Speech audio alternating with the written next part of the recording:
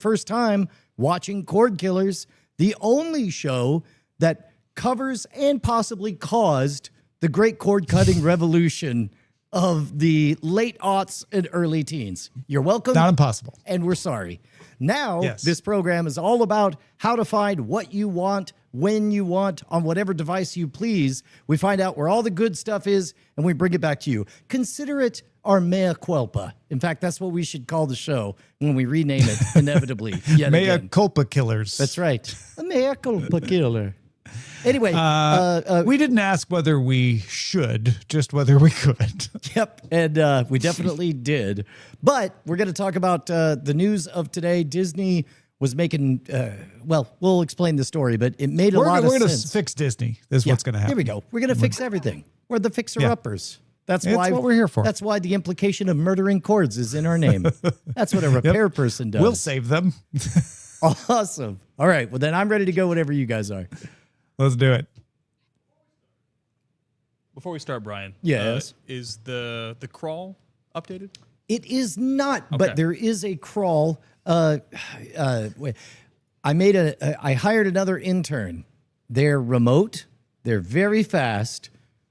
That's all I'll say about them. And I trained them up on the pre-work. Basically, have you messed around with ChatGPT work as different? Oh, from yeah. Chat? I wasn't sure if you meant Chad, Jim, or Claude. Yeah. Well, specifically, all I really wanted was to automate the lower third, the translating our notes into YouTube notes, and the automate the thumbnail. But then it just asked a few more questions, and then suddenly it's like, so let me say this back to you. You do this, you do that. You want me to go on Restream. You want me to back out. You want me to set it to ultra low latency. You want me to schedule it. And I was like, can you do all that? It's like, yeah. And then it did a workspace thing. And so almost everything is here. So the intern is very proactive, but maybe a little forgetful. Okay. I'll remember that.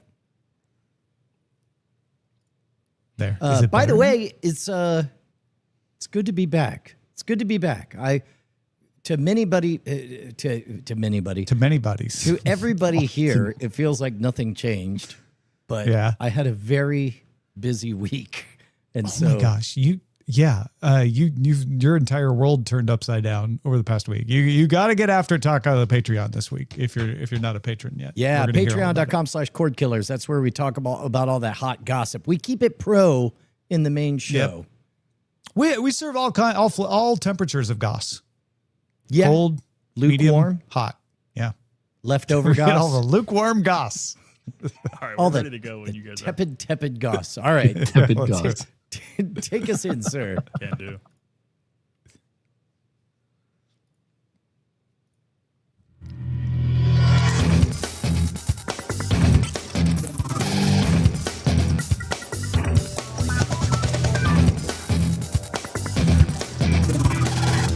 Welcome to Cordkillers, the world of entertainment. I think turned upside down is underselling it. The world of entertainment is gone. It has been destroyed. And we're just trying to find out how to watch what we want, where we want, whenever we want. I'm Tom Merritt. Is there any stuff left, Brian? Oh, no. See, I don't think it's gone and it's not over. It's just, remember that little introduction that Facebook gave us, the it's complicated? Yeah. You check, Yeah. it's complicated. That's where we're at now. Obviously, it's not gone. There's lots of things to watch. Many say too many things to watch. But the structure, the infrastructure is being rejuvenated or, in some people's opinion, destroyed. However, we're now here. Our new mission is to fix all that. So let's start with a supply run. Supply run.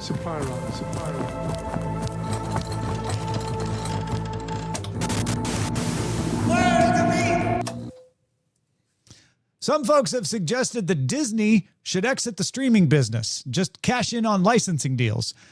Many people are saying, some of those people are people looking at their Disney Plus bill, I bet.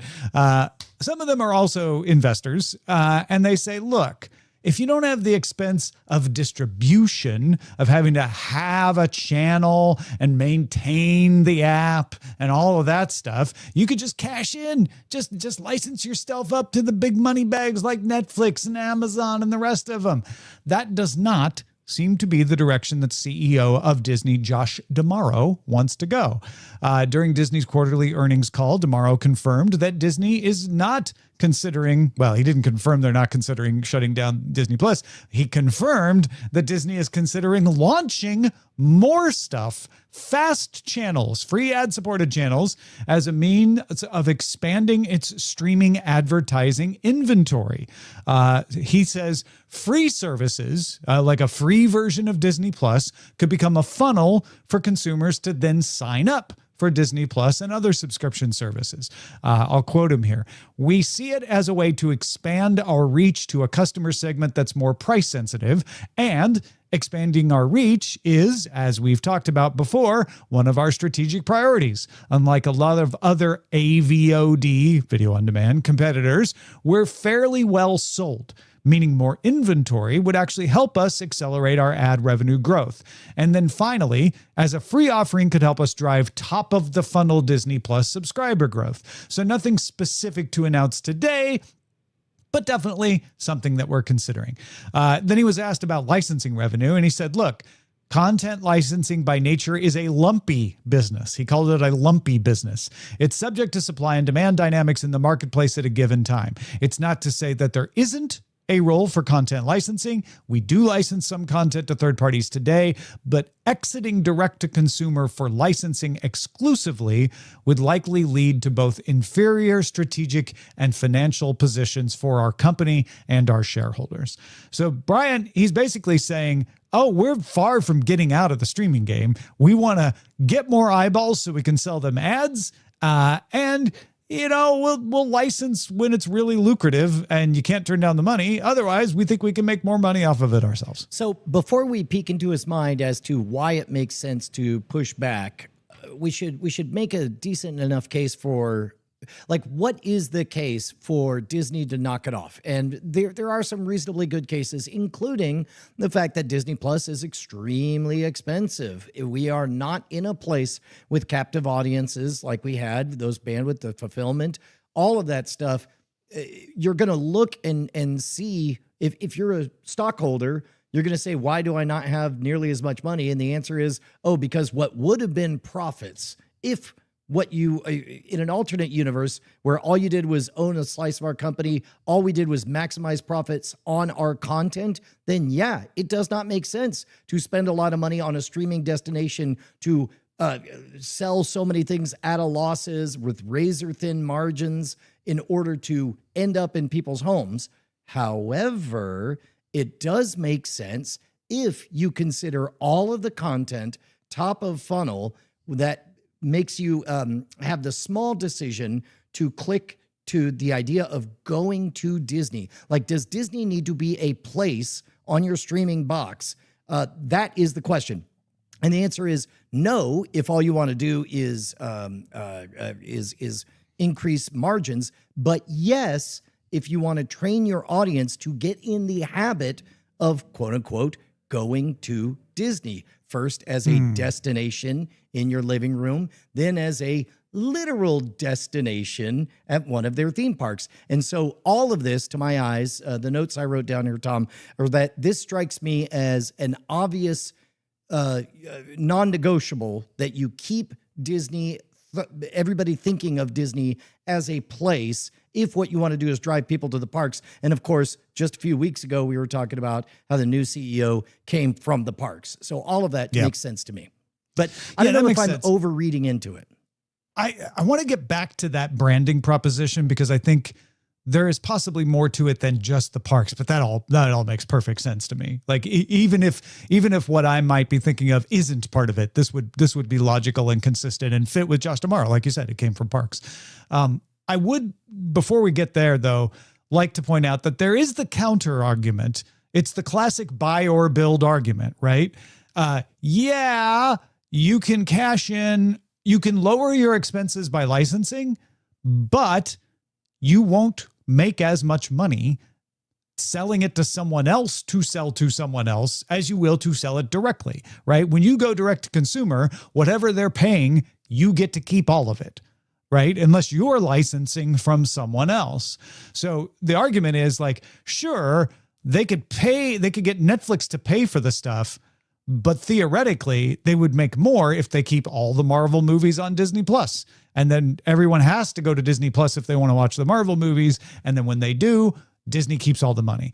There's a lot of complex math in determining which is true. Do you have a large enough audience willing to pay you that it's better to keep all the money yourself? Or do you have a smaller audience or a high enough expense that the money you're losing by licensing is made up by getting rid of the expense? And I don't know which is true with Disney. I just wanted to throw that out there as there is that counter argument. Well, and that is a legitimate part of it, because if you are running your own streaming platform, that means you have to play the logistics game, and that you have to be thinking of, bandwidth acquisition deals and partnering with ISPs for whatever traffic shaping. Like all of a sudden you have to worry about the pipes in the way that AWS has to worry about pipes. And the argument has been that Disney generally hasn't done that.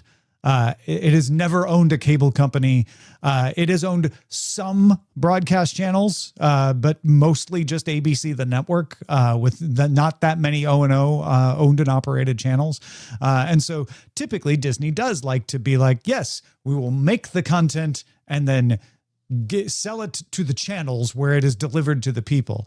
And that brings me back to the branding stuff that you were talking about. I think beyond just the parks, though, Disney may be attracted to the idea that they control the brand message more when they have a destination.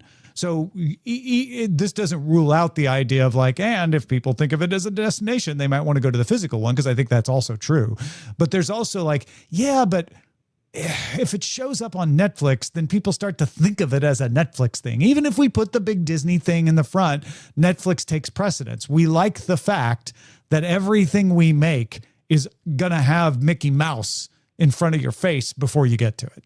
Well, and I guess a step farther on that, pulling away from the specific character branding of Mickey Mouse, there's definitely, I think about the wonderful world of Disney. Like Disney has always been a brand that you think of as a place, specifically a magical place. Mm-hmm. And so if you imagine that somebody was to, show something boring, the first complaint you would have is like, well, it's Disney. It's not very magical. And even, I don't want to go too far with this metaphor, but I think that's on brand, and it would be really a shame if Disney moved and became a flavor of content instead of an artifact from an otherwhere. Yeah, and it's not very Disney to just become a flavor, right? Right. They own the flavors. They own the Star Wars flavor and the Marvel flavor and the National Geo flavor, and that's what they do, is they collect the flavors. And I think where they're headed is, we want to be more than just a physical place. We want to be more than just an app. We want to be a community. I think they may have recognized that every successful enterprise these days is a fandom, whether it's political or musical or anything, it's a fandom. And Disney is the megalopolis of fandoms, as we just mentioned, Star Wars, Marvel, etc., including Disney itself and Disney adults and all of that, which kind of lends us into this last bit. Disney. I just mushed up Disney and TikTok. Maybe that they should steal that from me. Disney and TikTok are starting a pilot program in the United States to bring Disney-focused fan content into Disney Plus. Creators who opt in will get access to Disney content to be able to use in their posts. So Pixar, Marvel, Star Wars. In the coming months, fan-made content will be featured in the Verts section alongside shorts from Disney. That includes, the things that they are extracting from movies and TV shows. Now you'll be able to see some fan-made stuff. Obviously, you have to get into the program, you have to be approved, and then your content gets approved, and then it gets featured in the Verts. So it's not just I'm going to post and it shows up on Disney+. And Disney isn't the only one doing this. Peacock and Tubi have made similar efforts to get fan or at least creator-made content into their apps. So this is really interesting. This has kind of vibes of what they were going for with Sora before that deal went to nothing. And what I like about now, when I was picturing Disney with a Sora thing, we were in the middle of just watching Sora push boundaries and be horrific, and a bunch of IP things doing un-IP things. You know, you're watching Mario snort cocaine or what have you. So it made not a lot of sense. But we are seeing on TikTok the incredible rise of micro dramas. We've seen a number of storytellers. Am I right in considering? Did Backrooms do super short form stuff as they were messing around with the spaces, or was that all long form? I know YouTube? the producer of Backrooms has done short form stuff. Yes, I don't know specifically if it was directly related to Backrooms. But my point being that the next Backrooms, because Backrooms was essentially exploring a vibe less than a narrative structure. The next Backrooms could come from a place like this, and essentially with TikTok, what you have is a place for not people goofing off trying to make each other yucks, although that'll happen, but actual storytellers. Like, think of somebody who's capable of the next Andor playing with the Star Wars action figure set and telling a more interesting type of stories through micro drama types, little vignettes. It reminds me, and I'm of what I would imagine a hip hop artist signing with a label because they know they have an access to an extraordinary library of licensed content for them to sample from. So a lot of this is projection, but it sounds to me from this press release like they're trying to go less in a goof around Sora way, but more like, I'll bet out there in the fandom, some people have some interesting variations of stories that, you know, are apocryphal, sort of what they wanted to do with Star Wars Legends, but fan-driven. And we've seen in the Star Wars communities that really good, interesting stories like Troops or a number of other things have been told. This seems like a way to easily crack open that gate. Yeah, I wonder how they'll deal with people who want to use VO, you know, or any of the generative tools to help them there, because those tools aren't going to want them to use Pixar, but Disney might be okay with them, or will they, because there's the whole AI of it, and right now they might not just want to get into that. But even beyond that, I think also nonfiction stuff, you know, people telling like the real locations of Star Wars. I'm here in the desert and this is where the Jawa, you know, there's that aspect of it, which is very much a shorts TikTok-y kind of thing that people do. I can't help that. There's Good Tom saying like, oh yes, we fans of Disney Plus will see reflections of ourselves in the posts that these other fans make, and it'll make us feel more bonded to whatever our favorite fandom is. Bad Tom is looking at this and going, this is taking a bunch of things that are true, writing them down on a piece of paper and coming up with a thing that won't work, which feels very much like, I can never remember the name of the thing that tried to replace Hulu and YouTube. That Vessel feels very much like Vessel, which is like, kids love the shorts. Kids love to make the shorts about our content. If we put the shorts about our content in our content, we have a Reese's peanut butter cup. Yeah, and who doesn't love it? You're right. So the version of this that works is if there was a burgeoning bottom-up movement of people kept trying to make Star Wars universe micro dramas, let's say, right? And poor Disney had to keep on shutting them down because otherwise they legally couldn't. There was no structure. Then this would be like, all right, guns away, go crazy. You could do that now. But we don't see that artistic bottom-up pressure. And also, I can almost guarantee that Disney doesn't want these creators to make fiction. Because that's what they do. Well, then what is this for, Tom? I was trying so hard to steel man this. I'm annoyed now. I think you did a great job, but I just can't help in the back of my mind, all these people are like, yeah, okay, I made this like short series that's like in the world of Star Wars. And they're like, oh yeah, no, we're not going to allow that on the platform, right? We want you to talk about your feelings about the Star Wars that we made. And that, again, I could be entirely wrong. They may go the direction you're talking about, right. Which would be Although, great. You're probably right. All things being equal, what they probably want are, you know, family influencer vlogs and, you know, look at this kid dressed as Grogu and his dad is Mando and they're trick-or-treating. Isn't that cute? Yeah. And you nailed it, which is like, if these all make sense, but if there is no actual viewer demand for them, nascent or otherwise, maybe it's demand they didn't know they had until you put it in front of them. But if nobody wants it, it's not going to work. Nobody's going to watch it. And I felt that way about all these vertical video aspects of Netflix putting in verts and Peacock and Tubi and everybody. I'm like, this feels like people making a thing that nobody asked for because it's popular somewhere else. Yeah. Yeah. Yeah.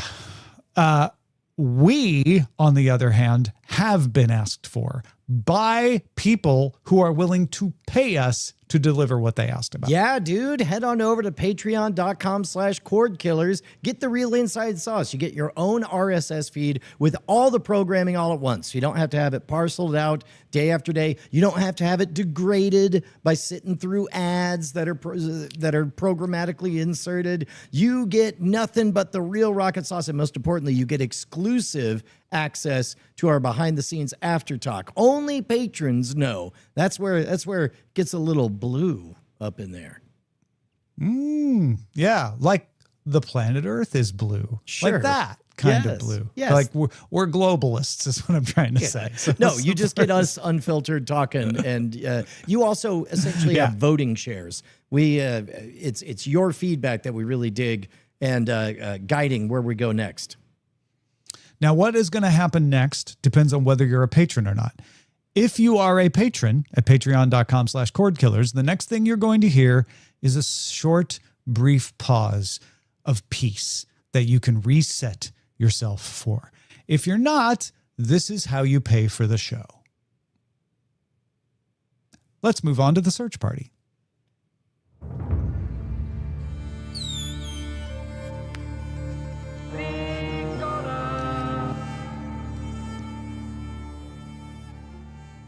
Disney Plus. We don't know. We just talked about everything Disney Plus should do, but here's what they're actually doing. Disney Plus has ordered a pilot for Spaceship Earth, a TV series inspired by the EPCOT ride of the same name.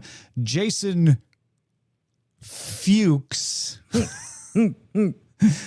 Jason Fuchs. Pro move. From It, Welcome to Derry, and Wonder Woman has agreed to be the showrunner.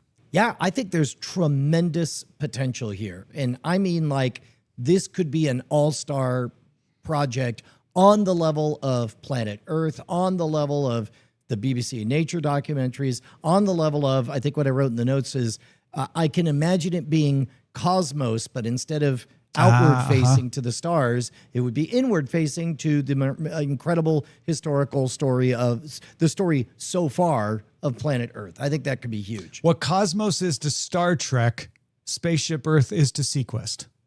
Sure. You had me right into it. We'll workshop that last one on there. But if Spaceship Earth is legit one of my favorite rides at EPCOT, it's good. Peacock's Love Island USA Season 8 hit nearly 19 billion minutes viewed. It is the most watched streaming series of the summer and Peacock's most watched series ever. 30% of this season's viewership came from phones and tablets. So about a third of them watching regular old, not vertical video, regular old video on their phone or their tablet. It is one of Peacock's biggest mobile audiences ever. Yeah, that's big. It sure turns out that the classics, we love drama, and we love being able to gossip about drama. Yeah. We love will they, won't they? Are those two going to get together? Or they should and they shouldn't have.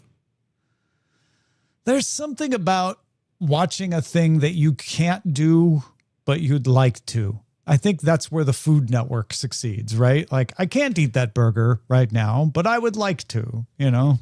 Yeah. Or, I mean, to be honest, I caught myself at one of the airports. There was an ad for Flex Seal. And the first time they poked a hole in a thing and then sealed it up, I kid you not, Tom, I thought, oh, good. I know what I'm doing for the next 20 seconds. I'm going to watch things get holes poked in them, but don't worry. The Flex Seal is going to seal them up. The Flex Seal. Turns out, I mean, there are some core things that we just like.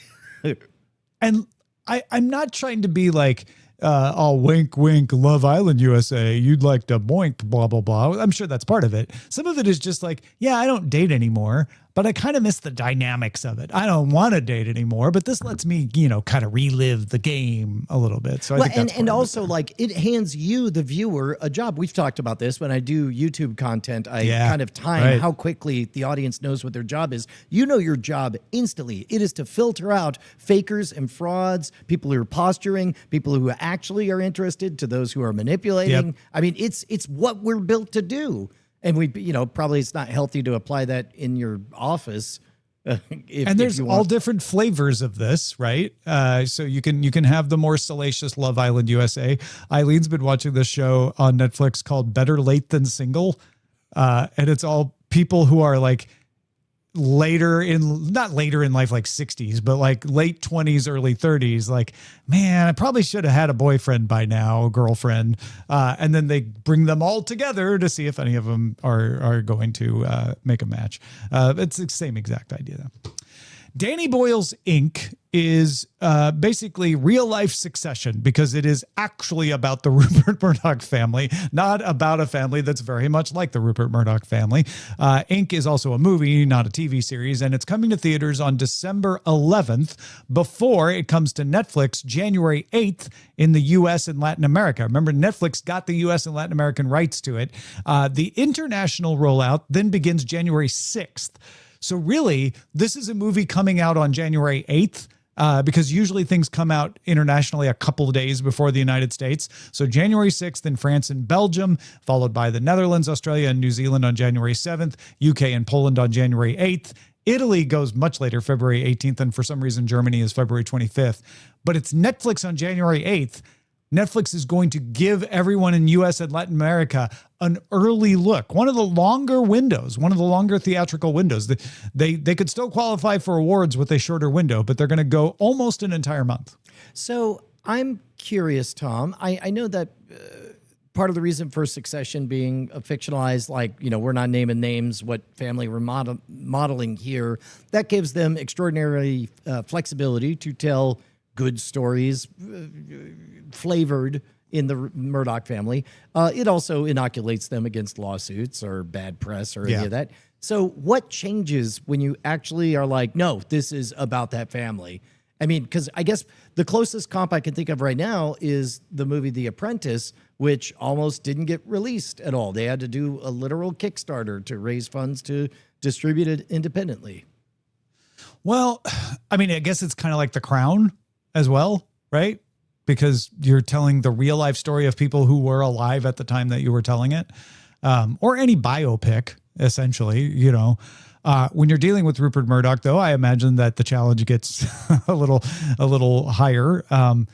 I guess what helps here is that this is based on a stage play that's been around, and therefore they've kind of test run what Rupert's likely to sue about, because they had to put this on the stage, and a lot of people saw it, and maybe that helps. In fact, I've forgotten about that part. I'm certain that helps tremendously. Yeah, because they've already put it all out there, and not that he couldn't suddenly sue for a part of the movie that he didn't sue for when it was on the stage. He certainly would have that right. But yeah, I think there are different laws in different areas of the country or different areas of the world. I am most familiar with U.S. law. And in U.S. law, when you're a public figure, you just have to avoid maliciously telling lies. And it becomes a standard of like, were they trying to get the story right? Even if they got the story wrong, were they trying to undercut you, or did they just make a mistake? If they just made a mistake, that's not libel or slander. I'm way oversimplifying it, but that's roughly what it is. Now, there are higher standards in other markets that they have to play to as well, because this is an international release. I'm guessing they've had more than several teams of lawyers comb over this thing. Yeah. Disney cut a licensing deal for 6 podcasts. That's right. All the podcasts are coming to streaming. These 6 podcasts are from iHeartMedia. They will stream on either Disney Plus or Hulu or both, starting with Jonas Brothers' Hey Jonas. Why didn't we just call this Hey, Tom and Brian? Deborah Vance and Friends and Enemies Live. Oh, wait, that's not part of the podcast story. That's a teaser to the next story. But yeah, we got a bunch of podcasts coming to streaming. Let me get to the real story. Okay. Deborah Vance and Friends and Enemies Live will be held at the Fonda Theater in Los Angeles with additional cast from Hacks set to make surprise appearances. Doors open at 6:30 p.m. Live show will run about an hour and a half starting at 7:30 p.m. And no, you cannot get a ticket because as soon as I found out about this, it was already sold out. My guess is there was probably some Hacks fan list that got first crack at it. Is this what I think it is? Just you get to step into the show and meet Deborah Vance, the character? Yeah. That's yeah, amazing. basically. And it's a great way to do an Emmy campaign. This is for your consideration. We are putting of course. Deborah Vance on stage. Yeah. Of course. Yeah. Did you ever see, this would have been back in 2008 when I think before you and I started immediately cannibalizing our friendship and making content out of it. The Always Sunny in Philadelphia did The Nightman Cometh live.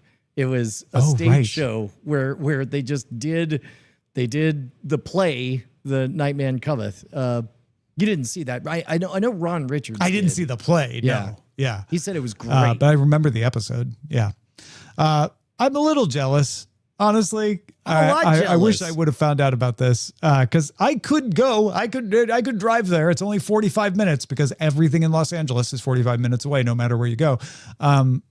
But sadly, no, it is sold out. So good for them. I am imagining that all of the fans from Hacks of Deborah Vance are also going to be the audience. Oh yeah. Like everyone who was cast as an extra should get to see this. Yeah, it looks pretty great. All right, let's move on to The Buried Treasure. Most people want to know why they suddenly got rich. Buried treasure. Buried Treasure, of course, the portion of the show where we talk about something we've been watching. Maybe you'll want to add it to your to-watch list. Brian, what you got? Hey, man. So as you know, I started watching The Pit because it could be something that I could watch just by myself. And then I took on too many boarders, and now I can't watch The Pit because I can't watch it without them. That's the problem with watching something good. Yeah. Somebody walks in and they're like, "What's this?" Oh, okay. All This right. seems good. Yeah. I think I'll watch it with trapped. you. Well, this time I was on the road, and so now I've pulled back farther. I'm watching President Curtis on HBO Max. So far, just a couple of episodes in. President Curtis is the spinoff series from Rick and Morty. It's about the adventures of President Curtis. And there's one brief token, how do you do, to Rick and Morty at the beginning. But outside of that, it's just kind of its own universe with a slightly different sensibility. To be honest, it makes me hunger to go do some of the other animated, what's his name? Dan Harmon stuff. Is it Krabopolis or no? Crapopolis. Crapopolis. Yeah. Mrs. Crapopolis. It opens the door to seeing Crapopolis as well. Yeah. All right. I have been enjoying the new season of Silo. I'm a couple episodes behind. It is. And in fact, Eileen's watching it with me. And that's one of my tests for like, do I enjoy it or is it good? Is if Eileen also is like, yes, let's watch Silo. I would like to see what happens next. If you really, really don't want to even be a little bit spoiled, skip ahead 30 seconds. Okay. Warning given. They are showing flashbacks from pre-Silo time, and it's its own storyline. And they are only giving you the barest connections. And they're like really like not revealing connections. You're like, really? So that's the Pez, that's where the Pez dispenser came from? How did it get in the silo? That guy's voice sounds really familiar. Why do I recognize it? That kind of stuff.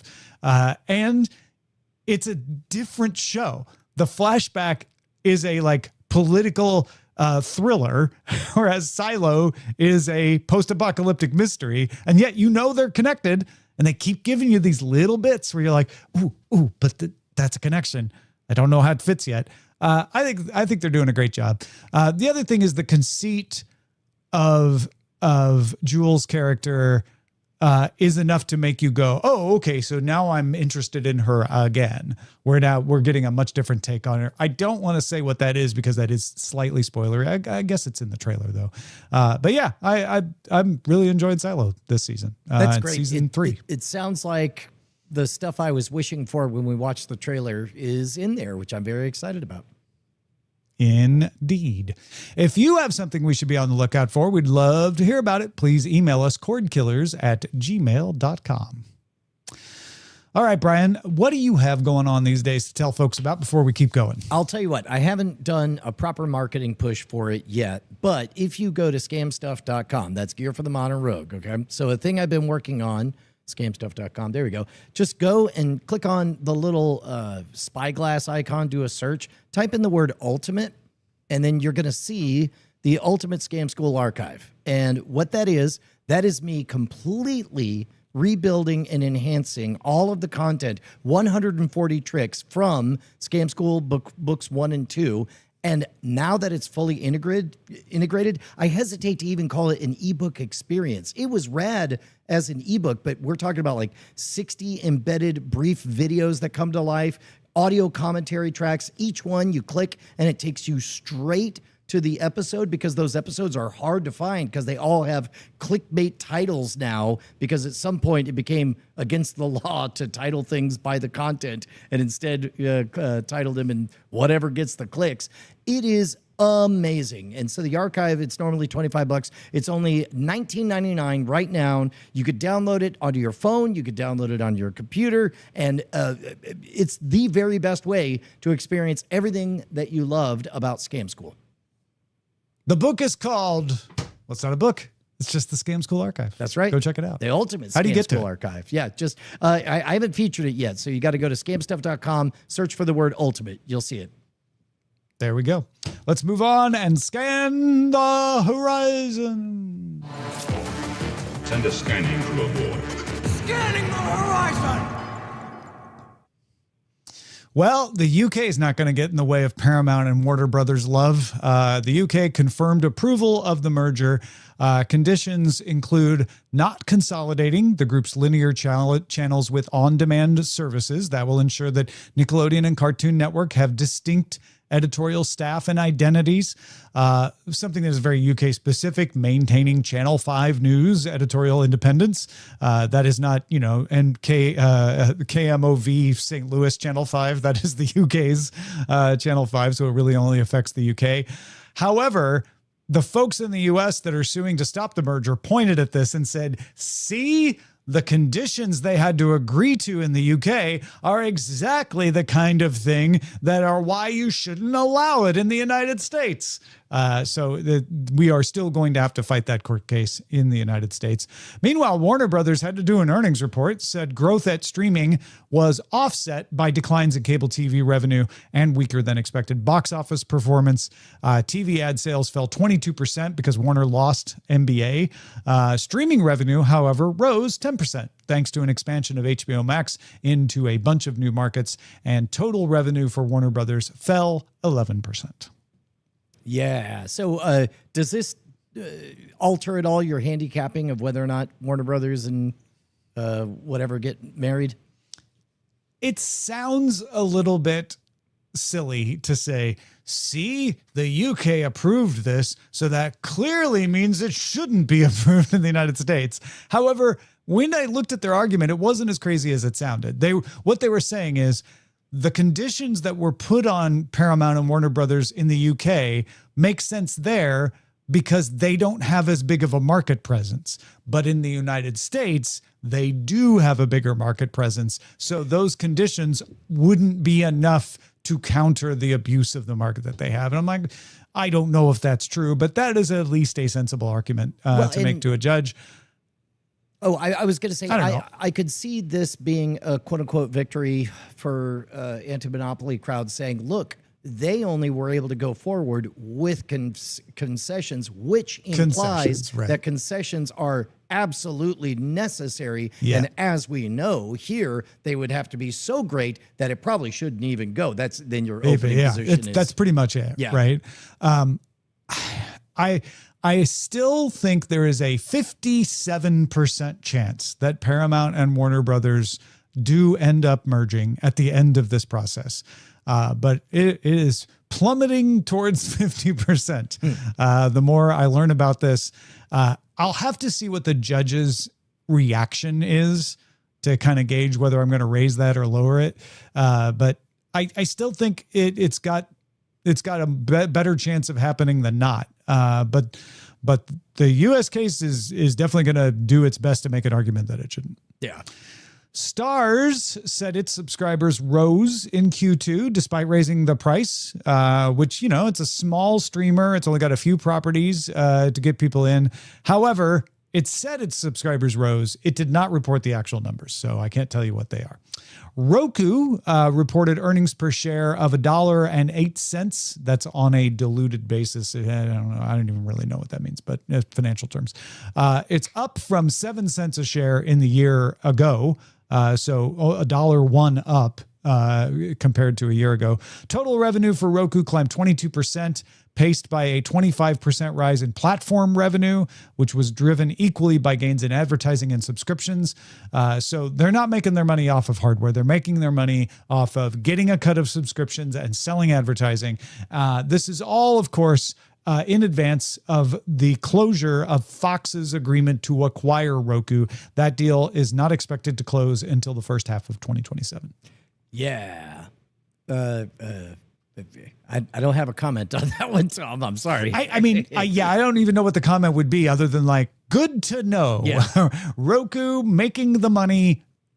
So Fox will be able to make the money when they close the acquisition. The United States Federal Communication Commission voted 2-1. If you're like, wait, isn't that a 5-person committee? Yeah, they're down 2. Nobody can figure out how to nominate 2 more. So it's 3 people right now. Voted 2-1 to enforce the Congress-mandated television ownership rule, which says no owner can have more than 39% of a TV market on a case-by-case basis. They're saying, no, the order says we should probably take into consideration whether they have 39%. But sometimes we might be able to give a waiver for that. So instead of saying the answer is no, unless you can convince us otherwise, we're changing it to the answer could be yes. Just talk to us. And several groups plan to sue, saying that this violates the congressional order, which would not allow for a case-by-case basis, and that'll be up to a judge to decide. Tom, there are so many strong ideological presets that all come into conflict when we get to an issue like this, where it's like, in general, FCC's been making a name for itself with top-down, puritanical, telling you what you can and can't do on your screens and stuff, which Brian's not in favor of. But also, this rule is mandated in order to maintain a diversity and create a level playing field, which Brian is a fan of, but he doesn't like the top-down nature of the argument. And then now, so I guess we're adding nuance, but seems like this nuance could be used to completely subvert the having a diversity of ideological opinions. So it's very hard to read the tea leaves for me about whether or not this is, more of the weird graft that we've been seeing, or if this is ultimately going to be something that Brian would pick if he was God Emperor for a day. Let me ask you and the audience this question. What do you think over the next 5 years will have more effect on public opinion? A locally owned TV station, a social media network, or something else? Yeah. Because and this is not me picking a side in this FCC battle, because I think Brian just laid that out very well. But the whole rationale of the 39% rule was we don't want one voice being able to affect the opinion of the populace. We need a diversity of voices to maintain a strong democracy. They were specifically concerned about foreign ownership when they passed this rule in the first place. They didn't want overseas owners, especially China, coming in and saying, well, we bought all the broadcasters in this market, and now they all say, well, gosh, communism isn't so bad, is it? So that was the original premise. I don't think this is necessary to solve that anymore. We may still be just enough dependent on local TV that, especially for certain demos, maybe it is, but it's on the way out, not on the way in. So, warning, incoming conspiracy Brian thoughts. There is one demographic for whom a top tier thing would be local TV channels, and those are likely voters, aka the old. And so then all of a sudden it's like, okay, well then, and if there's a razor thin margin on an election, and then. Yeah. And, this could be a last gasp attempt just in time to make a difference. But from the 30,000 foot view, this is not something that is going to make an ongoing difference in the future. And I leave it as an exercise to the audience to fill in all the rest of the gaps there. Versant did an earnings report for its second quarter since spinning out of Comcast. Brian, I'm sad to report revenue fell 4%, and earnings went from $2.09 a share to $1.49. Turns out the cable business just not making the money it used to. It turns out the intentional bad news bears, not very good. Like the movie where it's like they assemble all the losers and put them together and they'll definitely lose. It's like, well, this is where, nope, they lost. Not this quarter. Yeah. And then starting February 1st, YouTube will require creators to get 8,000 hours of viewing in a year, up from 4,000 hours of viewing in a year, as well as 1,000 subscribers in order to become a partner and get a share of the money. You will also need to maintain 10 million shorts views over a 90-day period if you want to earn money from the shorts creators pool. That is a separate pool of money. Yeah, this is a reasonable move on YouTube's behalf. I know that to a lot of young, just starting creators, this is disheartening, but truthfully, if you're good, you're good. You just got to prove it longer and farther. Okay, but I will be the straw. I'll be the steel straw man. Okay. Because I'm not sure which one. I suddenly couldn't decide if this was I'm steel manning or straw manning. Yeah, you're steel wool. But it is a reasonable question to say, but wait, why? If my channel makes money, why shouldn't I get a cut of it, even if it's small? Why do I have to have 8,000 hours before they pay me? Basically, think of it this way. Reminder, they're running a network and you are talent auditioning to get paid. And all they've done is said, however good you are, be that good longer, so we know you're consistent, and then we'll hire you. So instead of one tryout song to go on America's Got Talent, we're going to require 2 tryout songs, and you better be good twice. That's it. Yeah, but why? I mean, the answer why is because everybody's I totally get what you're saying, but it's like, but you're making money no matter whether I'm good or not. And if I don't make you a lot of money, you pay me a smaller percentage. Why not pay everyone a percentage of the money? If the money was the only concern, then yes. But of course, you're also trading on the legitimacy and the good name of YouTube. And there's been just so much garbage slop, so much bad faith, illegal content. And more importantly, now we get to it. It's like, this is a way to keep people from gaming the system. Well, exactly. Because what happens is a lot of channels get in, they just get partnered, and then there's a level of trust established. Then they sell them on the black market to people who run bootlegs, to old Family Guy stuff that's been tweaked to subvert content ID. Like they're having to set fire to a lot of money, where it's just like, look, there's a lot of unserious people applying for these jobs who are doing so in bad faith. So I'm sorry, this is making it harder on all of you legitimate candidates. But good news, if you're actually good, you'll make it through. Yeah. All right. Let us hold for either a refreshing pause or your attention being used to pay for the show. And now the chatter. Got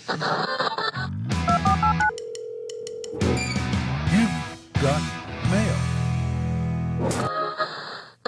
Got a couple people with more replacements for TV time. Galen recommended Series Guide. said, I've been using it for years on my Android phone. I just add the series to my watch list on the Discovered tab, and then I can look at the upcoming tab to see what's coming soon and the recent tab to see what's available to watch now. I tick off each episode as I watch it, and I can keep track of movies I've watched too. Looks very simple. It's an Android app. So thank you, Galen. I might have to check that out. And then from Jiffaruni, I have been following you since the frame rate days and thoroughly enjoy listening to each episode. Tom mentioned he used TVST to track his watching. I've used it for a few years and I really liked it, but I recently updated it and now many things are behind a paywall. I have not run into anything I use that's behind a paywall, so I'll have to check and see if I've updated. But he said, I recently updated it and now many things are behind a paywall. I've been looking at some self-hosted ways to do this and found Scrob at scrob.app. Looks like a good replacement, ties into Tract if you need that. And I also looked at sofa.watch. And of course, if you self-host it, only you can take it away from yourself. So those are some good options too. Thank you, Jeff Rooney, for those. D3 Photography and Richard Gunther both responded to our request to respond if you know or don't know who Jack Conte is. D3 Photography said, you probably should have mentioned somewhere that Jack Conte is the CEO of Patreon, not Nina Conte's father, brother, or cousin. The latter would be a vastly more interesting video, and then link to the Wikipedia article for Tom Conte. Richard Gunther said, today I learned I'm not in the people who know Jack Conte bubble. You were surprised more people hadn't watched the Jack Conte video. Maybe I missed the context, but who is Jack Conte? Obviously, I'm going to Google it. But I'm just making the point. This could be why more people haven't watched it. Yeah, you know what? Spoiler alert, he's our boss. He's our banker. He's the guy who makes decisions on the Patreon platform that have a profound effect on us. Also, and you're right, I hadn't really thought of us as Conti bubbled, but we definitely are, because I could have swore we said he's the guy who ran Patreon, but maybe we didn't. So, maybe we didn't, but also to the larger point, I think definitely everybody who is on Patreon knows who he is. But if you don't support a Patreon, or you know what, actually, I bet there are people on Patreon who are like, yeah, I don't know who the CEO of this platform is. I just those use are it the to pay people I my want to bill. hear from cordkillers@gmail.com. Yeah. We also got a couple people commenting on G.I. Joe's 24/7 stream. Yaru in Malaysia notes that it is designated as a YouTube Kids video, probably because it's a kids property, and videos on YouTube Kids that are classed as YouTube Kids videos have their comments disabled. Because a few years back, there was a trend where certain people were putting timestamps in the comments on when people can see things in the videos, and it created a huge controversy. So nowadays, YouTube Kids just disables comments entirely. I don't think that was the only reason they disabled the comments, honestly. But yeah, YouTube Kids videos don't have comments. Thank you, Yaru. And then Alex from Raleigh, who just turned 50 last week. Young man, welcome to the 50s club. Alex says, Brian, come now. Kids are not watching G.I. Joe cartoons on YouTube, unless by kids, you mean 50-year-old men. 10 out of 10 can confirm. Was a 50-year-old man watching it. Yep. Indeed. So yes, classed as kids. So none of those 50-year-old men can comment on it. These all make sense. And then finally, Ryan wrote, hey guys, just listen to the latest Flol Experience episode regarding Brian mentioning he didn't remember the series running all the way until GoldenEye. He's talking about Remington Steele here. That's because it didn't. Brosnan was originally cast as the first post-Moore Bond. That announcement led to NBC hastily renewing the series for a 5th season because they still had him under contract, and the filming of those episodes resulted in Brosnan not being available to film the next Bond film, so Brosnan was replaced by Timothy Dalton. It's very similar to what happened with Tom Selleck and Magnum P.I. / Indiana Jones. Brian, you found this out. But not until After Talk. Yeah. So if you didn't listen to After Talk, you wouldn't have known that. And what I read was that he hadn't even been announced as Bond. NBC just got wind that he might, and they were like, a lot of people have written in and said we need to renew Remington Steele, so we're gonna. And then, of course, renewing it meant that he couldn't be Bond until later. So there you go. And that, kids, is how we got the Nintendo 64's golden. That's right. You're welcome. You're welcome.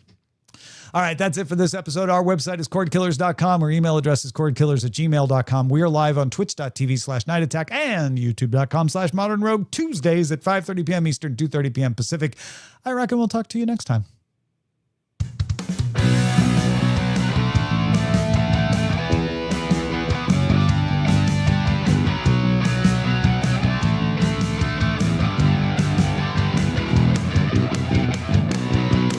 Diamond Club hopes you have enjoyed this program. Indeed it does. Yes. Tom, I had a thought. Look at this. Look what I just did. You made fire. Now Yeah. I got a fill light right here. Oh my I thought of the God. exact right place to have it, and then I was like, Now oh, you but look then- like Phil. That's right, Phil McGraw. It's the Phil light. Actually, that works. There we go. Yeah, nice. Hey. That's good. Yeah, Cool. We you're did it. looking. You've got a very Darren Kitchen expression on your face right now. Is that because you were at DEF CON? Yeah. It turns out it's an infectious disease. Like you learn all the Yeah, secrets of okay. hacking, and then you just have a And then little bit of suddenly a you've just glimmer got in that your look eye. of like, You're just I like, know all the secrets of hacking. yeah, I know what's up. Yeah. Okay. Oh. I just The have the world look really of is a a better place than rube you think. who's waiting to get hacked. To buy the next Apple thing.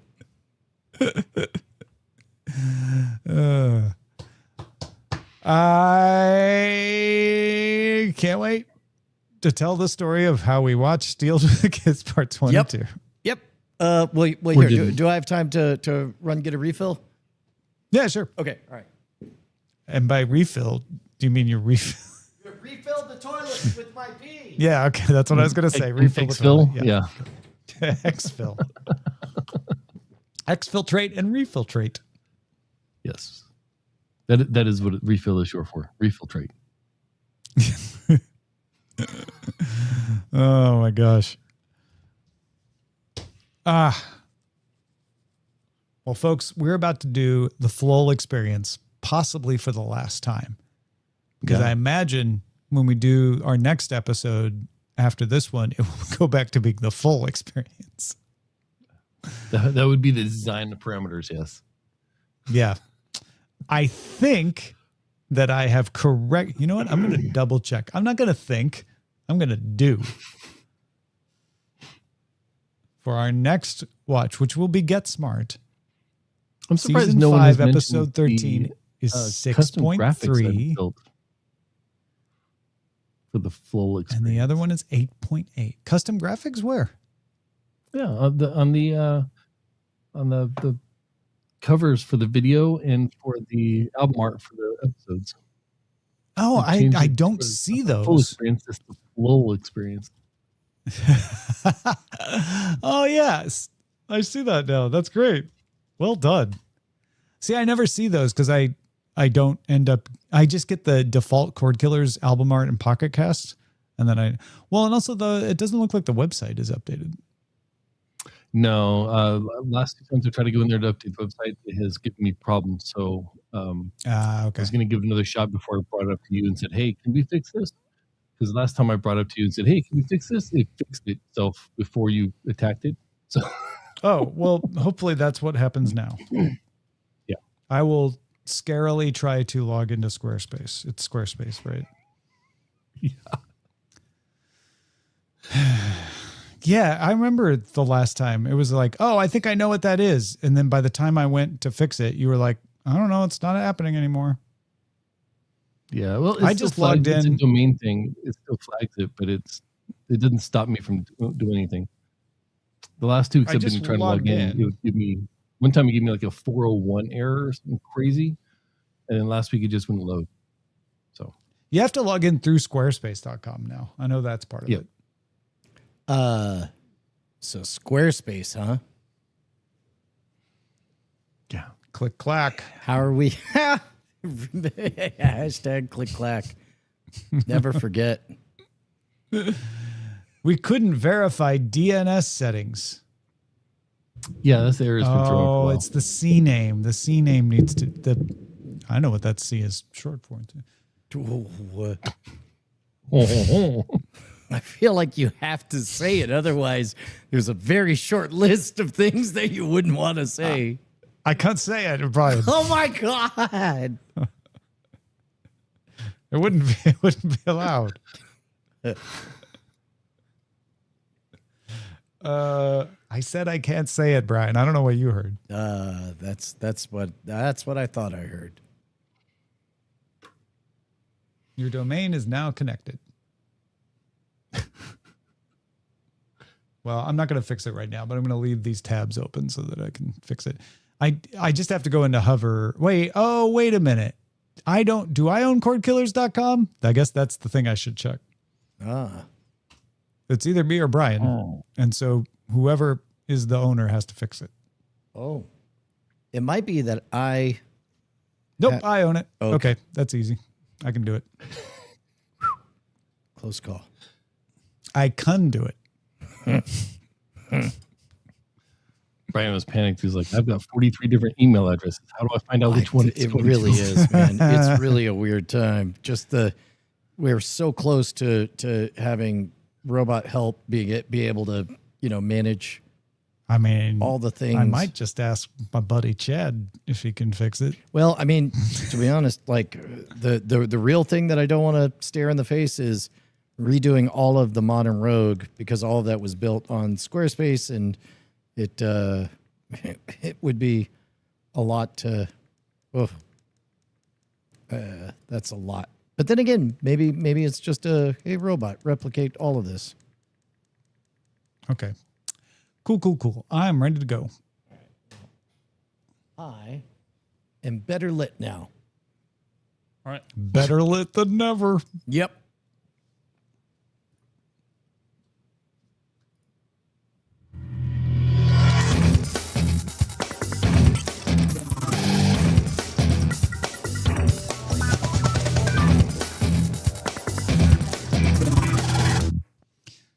Welcome to what very well may be the very last episode ever of the Flull Experience.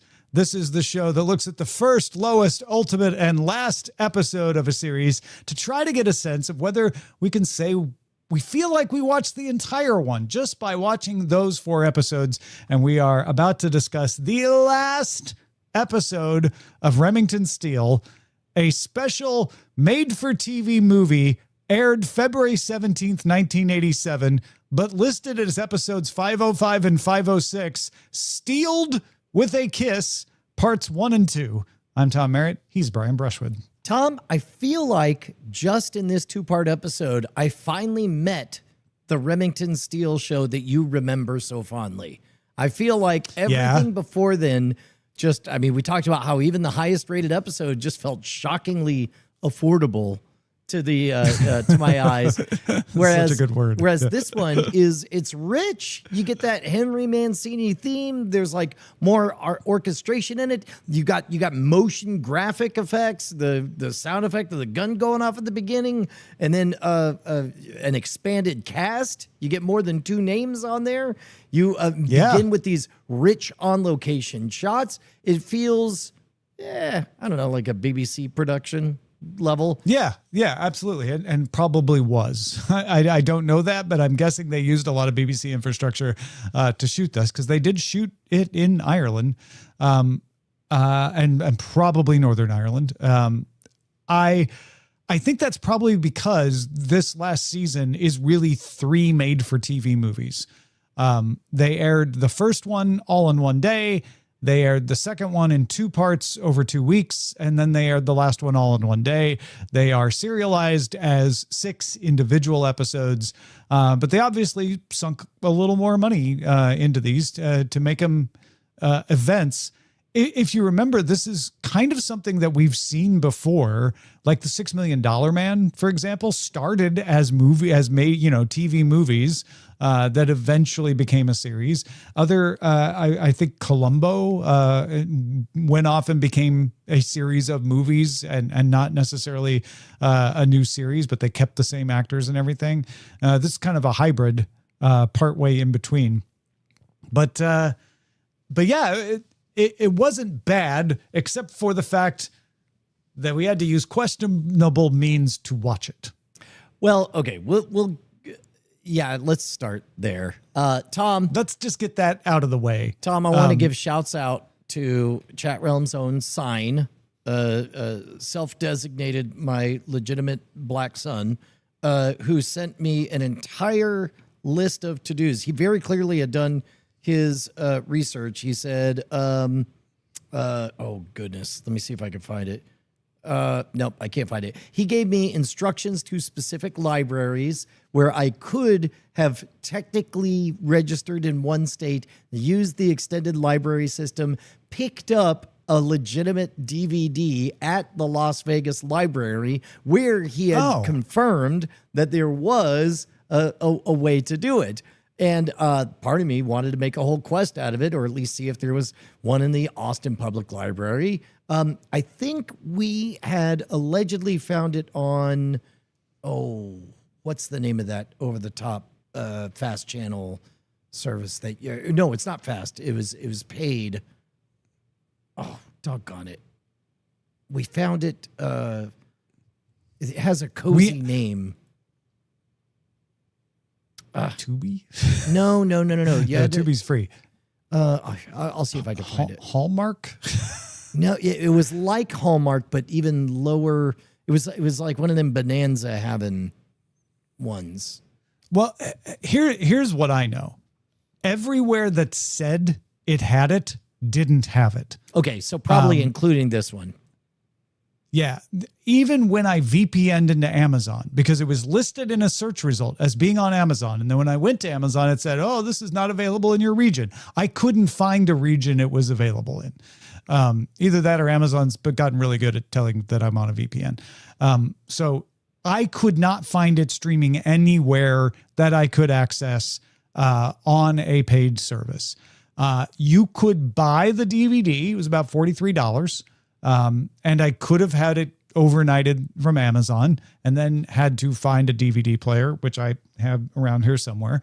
You could also do the library thing, which I actually looked at, and it was checked out. Oh, you Which looked it of up you too.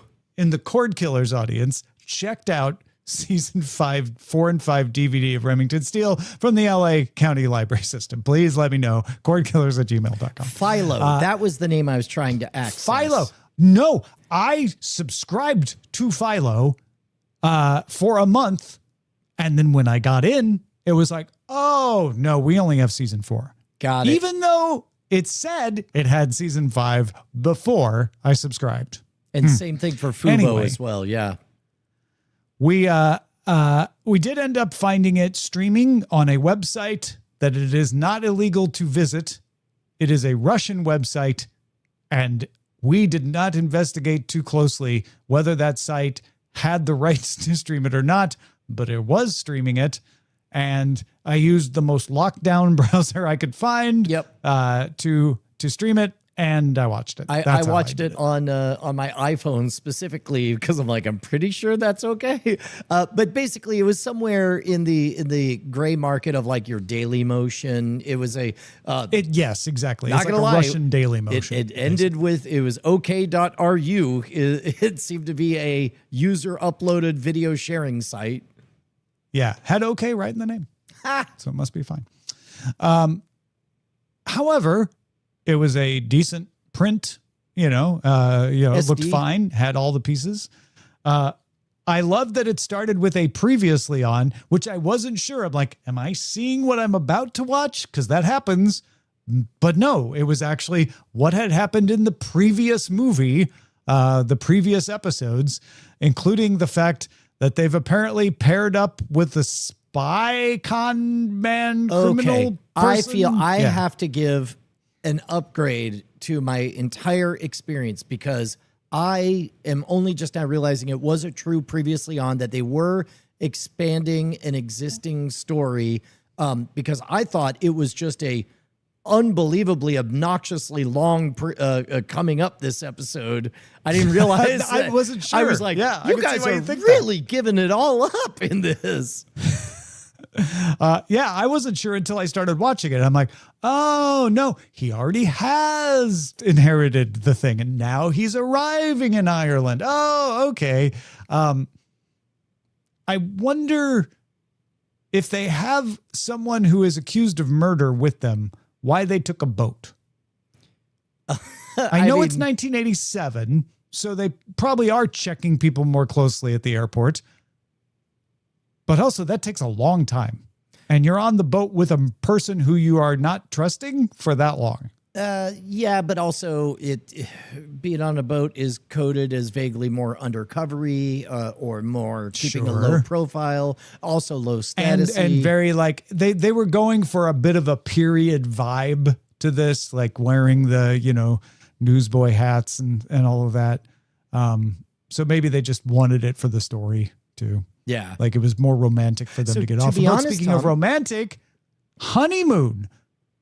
This is their honeymoon. The will they, won't they is over. We know they did, but like, will they get married or not? They did. They got married. They're married. Yes. They're Mr. and Mrs. Steele now. Although it sounds like there was, from just watching this episode, maybe it's a bit of a green card marriage. Maybe they're not as serious, and certainly she is behaving in a complicated way that indicates that she has not made a specific decision about sticking with Mr. Steele. I do find it absolutely adorable that after being married, she still calls him Mr. Steele and still talks about him when he's not around as though he's the MacGuffin, the plot device to impress everyone. We also got Soviets. They only have a few more years left at this point in 1987. But we got a good old fashioned Cold War spy story. They literally blew up a policeman. Yeah. I was like, oh. Then never mentioned him again. He didn't barely make it away. He's dead. Yeah. Well, okay. So it is very action tropey TV action show rules, which is like anybody can be bonked over the head and they're safely unconscious so that you can steal their clothes. Fist fights can enter one door and then in 7 seconds you can hear 75 punches and then a body can fly out the other door. And I had forgotten just how inured to all of that we were, where it's like the stakes, all of those action set pieces had become so rote that they kind of lacked teeth by the time this came out. Yeah, but then they blew up a policeman, and it kind of rocked me out of that. I was like, really? Oh no, he dead. Well, yeah, then the main characters just shrug. We're like, I say we get out of here. It's like, dude, just blew up. It's like, whoa, that policeman's dead. We should probably go. Yeah. Also found the scenes between Stephanie Zimbalist and her dad, Ephraim Zimbalist, who's playing the con man, who ends up being Remington Steele's dad. Yeah. The character. I feel like they were intentionally written to have a double meaning, to be yes, they are between Laura Holt and Chauncey or whatever his name was, but they also seem like they could apply to Stephanie and Ephraim Zimbalist. I did not realize that was the dynamic. That does make it more fun. If that's something that contemporarily everybody knew, then that was probably fun for them too. And I don't know if they actually knew this would be the last Remington Steele or not. I kind of doubt that they were sure, but we really did get a wrap up of his character, of Harry, and the fact that we'll never actually know what his real name was. But now we know where he came from. What his entire backstory was revealed in this, pieces that had been revealed before, as well as the new pieces here, and why he turned out the way he did. I kind of loved that we really tied up the story of Harry / Remington Steele. Yeah, and it was in a way where I could squint and see future conflicts and. Maybe she's committed. Laura's still committed to the marriage years later, but finds herself trapped in extreme circumstances in the middle of a fight with Mr. Steele, and the scoundrel, comes back in her life, and she wants to waiver or something. Especially once he gets drafted to become 007. And then she's going to be like, well, now he's who so are you? busy. It's like he's living another life. It's like he's living a secret life. I went back and forth between this being a comedy of errors, which was very predictable, and having some standout moments. When Pierce Brosnan rejects Daniel, that's his name, Daniel. When he rejects Daniel, I'm like, that's some actual acting going on. Yeah. That wasn't bad. Well, and I loved the way that, the secretary that's there. Okay, first of all, I love the job of the secretary. Mildred. It's very hard Yeah. to give Mildred a job. Having her become the emergency holodeck, like she's the backstory of the castle downloader, like her job is to go around and fill in. Already tried this, like just to talk to the viewer at home and explain all the things that you might think of and why they were already tried. But I loved her the most when all she did is just give voice to all the petty thoughts that Remington Steele was having. And then when they're reflected back, they all sound so dumb. It's like, hey, that thing that you've always wanted, what if you had it? What if you didn't screw this up and just appreciated it? I thought that was great. I also liked the running joke, a little silly, but I liked the running joke of them presenting him with an outrageous bill for everything. Part of me, having seen so many period pieces and even looked into the history of great houses, is like, this house is in way too good a shape for it to be. It's just in way too good a shape, especially if nobody's been spending money maintaining it. It's a little funny, the idea of them saying, well, having a job that doesn't pay is better than no job at all. It's like, okay, hand wavy to why they're still there. That's fine. And a bit of an easy answer of like, so what I did is I just left it all to them because it's nothing but debts. It's like, yeah, but now they have the debts. You've now punished all the people who spent all their time maintaining it.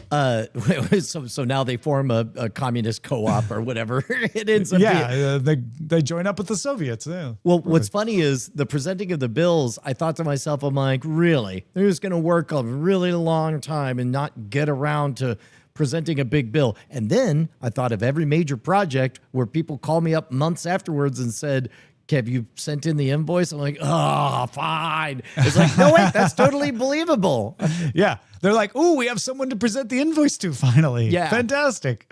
And it worked very well to call attention to the maid who didn't present him with the bill. I thought that was noticed great. that. I thought that was great. Yeah.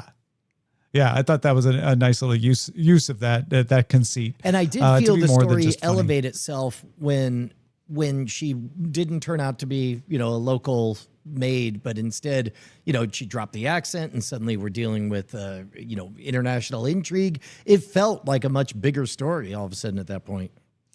I don't exactly understand why they had to send the actual body to Moscow. They couldn't have just filled it with rocks or something, but I guess maybe somebody would inspect the casket at some point or...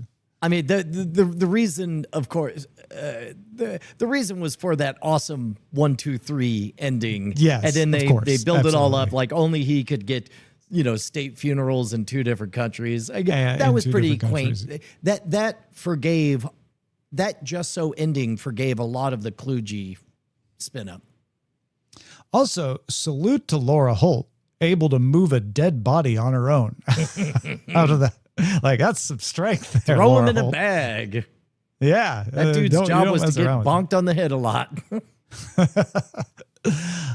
Well, that's all I have. It was an enjoyable watch. And I agree with you sometimes the final episode is in fact the best episode. And then we have to watch another ultimate episode so that we have 4. That was not the case this time, but I would say maybe it should have been. I felt the best of the ones we watched. Yeah, I think that the parts that were a little bit vexing to me would not have been vexing had I watched the rest of that season. It seems like there was a lot of foundational, everybody knows this character's situation. Especially with Tony. Was that his name? Yeah, Tony? yeah. And like, yeah, Laura's being even at all tempted by him at one point. I was like, okay, I have not seen the foundation for that to pay off, but that's probably because I didn't see the other episodes. Yeah. All right. Any other thoughts on Remington Steele as a whole? Yes, I'm very, very glad I got to see it in its final form, even if it was a little bit incomplete of an experience. I feel like had we not watched that last episode, the mental model I would have had would have been woefully inaccurate. Would have been quite different. Yeah, I'm not sure that the full experience works as well. Maybe we should go back to the full experience. You know what? I time. agree. It had a good run, the full experience, the accidental experiment, but alas, it is over. Now, part of me is like, we should watch Goldeneye next. That should be the next episode of Remington Steele we see.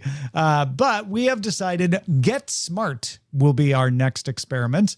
We will start with the first episode from 1965, Mr. Big, go to A Spy for a Spy, then Ice Station Siegfried, and finish with I Am Curiously Yellow. Those are the 4 episodes of Get Smart that we will watch when we start our full experience. We'll return to the full experience. And I've double checked this time. Ha! It is, in fact, the full experience next time with Get Smart. You get these episodes early and get to hear us talk about how we're going to decide what to watch. If you want to hear the conversation that led to us going like, yeah, Get Smart, let's do that. Get After Talk, which you can only get by becoming a patron at patreon.com/Cordkillers. Talk to you next time.